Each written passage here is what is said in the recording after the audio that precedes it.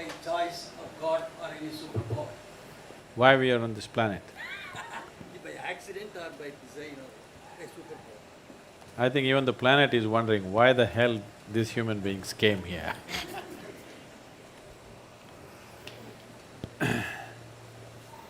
See, the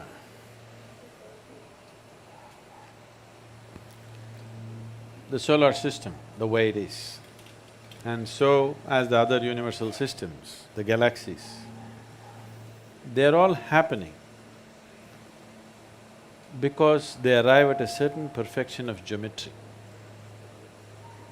Geometry in the sense, right now this planet is going around the sun, it's found its perfect orbit, so it's going and going and going.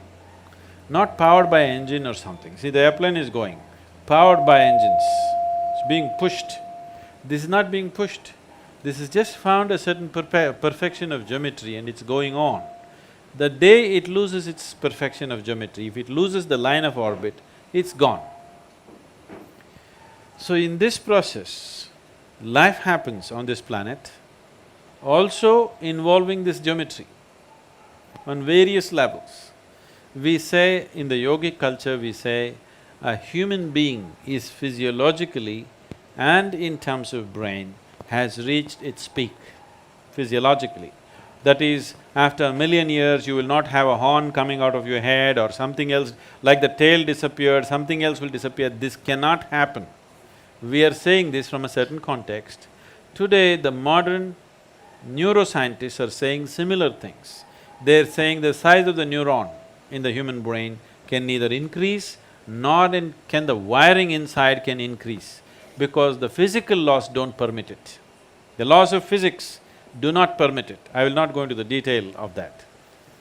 To put it very simply, how we see it is, your birth here, right now all life on this planet is solar powered, isn't it? Yes? It is the sun's energy which is doing all this. And also the revolutions and the rotations of the moon also has influence upon us. The very ocean is rising and falling with the movement of the moon. Only because our mothers' bodies were in tune with the cycle of the moon, we are born and we are here. Yes?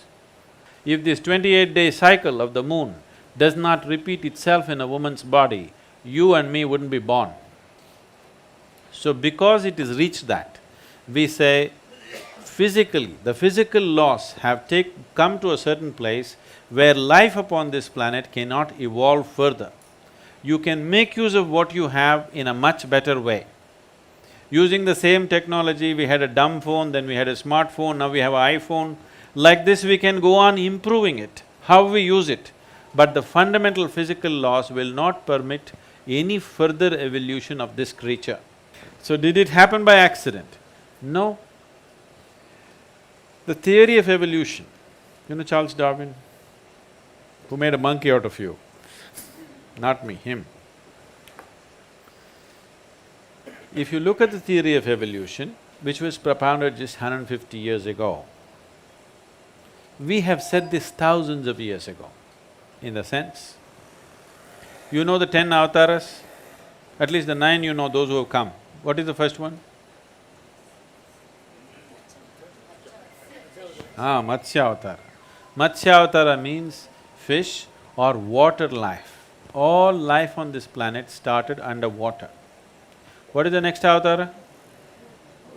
Kurma Avatara, amphibious like a turtle, half in the water, half on the land. The next one is Varaha Avatara, a pig or a wild boar. Among the mammals, one animal which is strongly rooted in its body is a wild boar. See, we live next to the forest, we see this. The tribal boys can kill a deer with a stick. If you hit it with a stick, it'll fall dead. The local dogs will hunt the deer, but a wild boar, you try to kill him and see, it's not easy to kill him. You go smash him with a car, his spine is broken, still he will go, he will not stop. Because he's so physically rooted, his life is so physical. So the next form of life was Varaha.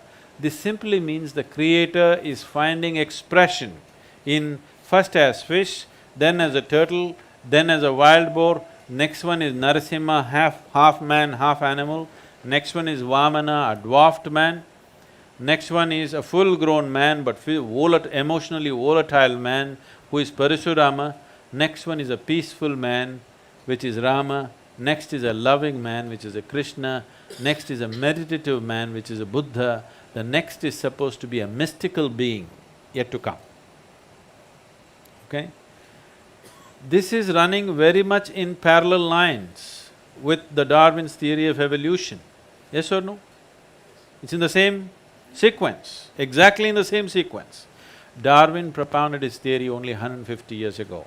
This was said 12 to 15,000 years ago. Adiyogi himself spoke about it. So, if you observe life, you can clearly see from what is inanimate, basic life formed. From that, life evolved. We've always seen it that way. Always we saw life evolved. Constantly, we are in every temple you go, there is a snake. There are various symbolisms all around the place, because even today in your brain, one part of your brain is a reptilian brain. You know, the core part of your brain is still a reptilian brain and it still functions, and we have different practices in yoga as to how to transcend this reptilian brain and allow the cerebral cortex to function. And today we have scientific evidence to show you. The University of California has done scientific studies on Shambhavi Mahamudra, the basic practice we teach usually. And they say if you practice Shambhavi Mahamudra for 3 months, the neuronal regeneration increases by 241%, a kind of percentage that's never been recorded in the history of any kind of research, okay? Just a simple practice for 21 minutes, 241% increase in your brain function and neuronal regeneration. This means as you grow old, you will become more intelligent. Usually young people think you're getting stupid. Yes, your brain is actually growing, you understand? It's getting better by the day. Now there is scientific evidence. We always knew this, but today a meter has to say it. If a man says it, it's not true. If a man says it, it's doubtful. But a meter has to say it. Now the meters are saying it. The meters are saying your brain is actually growing by doing a simple 21-minute practice. And you don't believe the meter. You just do the practice for 3 months and see, you will see how clear and how smart your mind is suddenly.